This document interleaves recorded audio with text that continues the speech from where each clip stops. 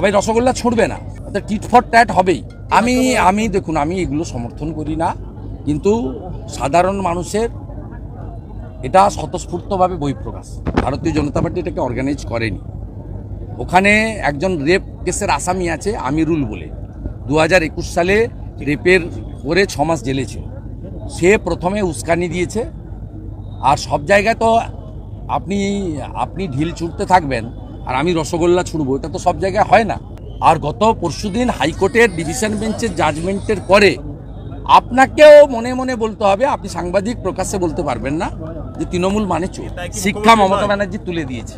মমতা ব্যানার্জি 21,000 মদের দোকান আর dear lottery আর Sanjeev গোয়েঙ্কাকে monopoly ইলেকট্রিকের ব্যবসা করতে দেওয়া ছাড়া আর কোনো কাজ করে না।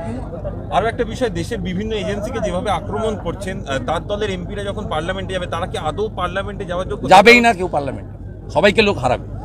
চোরেদের রানী চোরেদেরকে সমর্থন করবে না, অন্য কি করবে? কেষ্ট মুড়ির টিনে করে 100 টাকা তুলে 75 টাকা কালীঘাটে পাঠাতো, মাল দিত কেষ্ট, সেই জন্য কেষ্ট ভালো ছিল তো হবেই।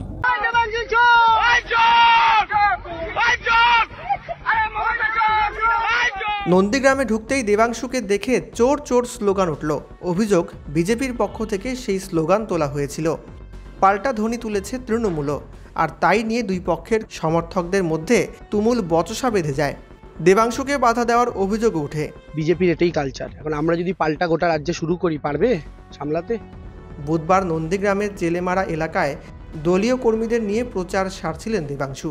সেই সময়ই ঝামেলা বাঁধে। ভাইরাল ভিডিওতে দেখা যাচ্ছে বিজেপির কর্মী সমর্থক এবং গ্রামবাসীদের একাংশ দেবাংশুকে দেখে চোর চোর স্লোগান তোলে। দেবাংশুর গাড়ি ঘিরে বিভিন্ন ধরনের কটূক্তি করতে শোনা যায় স্থানীয় মানুষজনকে। খবর পেয়ে নন্দীগ্রাম থানার পুলিশ ঘটনাস্থলে গিয়ে পরিস্থিতি সামাল দেয়। শুধু চোর জয় শ্রীরাম নয়, এটা আমাদের গাড়ির মধ্যে ধাক্কাধাক্কি করা হয়েছে, গাড়ির উপর রীতিমতো হামলা হয়েছে। আমরা এটা নিয়ে প্রশাসনের দ্বারস্থ হবো। প্রশাসন যদি অ্যাকশন না নেয়, আমরা যতদূর যাওয়ার হয় ততদূর যাবো।